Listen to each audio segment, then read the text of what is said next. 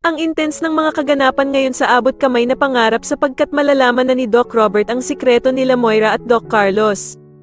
Dito nga ay matutuklasan na ni Giselle ang sabwate nila Doc Carlos at Moira, kaya naman ay agad niya itong ipapaalam sa kapatid niyang si Doc Robert na sobra namang ikakagulat nito. Samantala ay magtatagumpay nga ang pagsusumbong ni Michael kay Doc Carlos tungkol sa pangko-comfort na ginawa ni Lynette kay Doc Robert. Kaya naman ay magagalit si Doc Carlos at agad nga nitong kakausapin si Lynette at sasabihin niya nga dito na hindi naman daw niya kailangan pumunta araw-araw sa prayer vigil dahil sa hindi naman daw siya nito kadugo.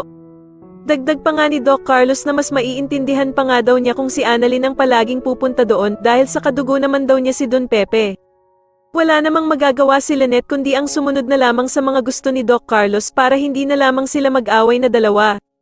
Sa kabilang banda naman ay agad na makakarating kay Moira ang balita na etong si Doc Carlos nga daw ay may ginawang masama kay Don Pepe, kaya nga daw ito nagka-cardiac arrest. Kaya naman ay paaminin ni Moira si Doc Carlos kung totoo nga ba daw ang mga bali-balitang ito sa kanya, subalit gulat na gulat naman si Doc Carlos at hindi nito malaman kung ano ang sasabihin niya. Sa kabilang banda naman ay tuluyan na ngang nagmatch ang mga fingerprints ni Zoe sa mga medical supplies na nakuha ng pulis sa hideout ni Balahaja.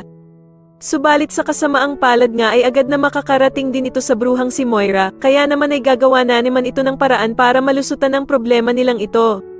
Sa tingin niyo makagawa pa kaya ng paraan si Moira para mapagtakpan ang ginawa ni Zoe sa kanyang lolo Pepe? Mas lalo na nga talagang nagiging exciting ang mga susunod na kaganapan, kaya naman ay mas lalo pa nating abangan ang mas lalong gumigandang abot kamay na pangarap. Maraming salamat po sa inyong panonood at sana po ay masubscribe niyo ako. Maraming salamat po.